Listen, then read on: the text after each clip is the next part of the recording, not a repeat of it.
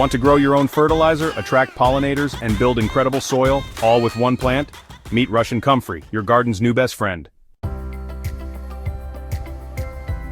Unlike regular comfrey, Russian comfrey doesn't spread by seed, so it won't take over your garden, but it still brings all the benefits. It's a soil-building powerhouse. Those deep roots pull nutrients like potassium and calcium from the subsoil. Just chop the leaves and drop them around your veggies, instant green mulch.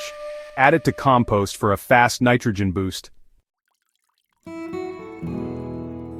Want free liquid fertilizer? Steep chopped comfrey leaves in water for 2 weeks. Strain it, dilute 10:1, and water your plants. It's loaded with potassium for bigger blooms and better fruit. These flowers bloom all season and attract bees like crazy. More bees mean better harvests. Plant it once and it'll come back year after year. Just give it sun, a little space, and cut the leaves when they're about 12 to 18 inches tall. Some gardeners even use comfrey leaves externally for skin support. Just don't eat it.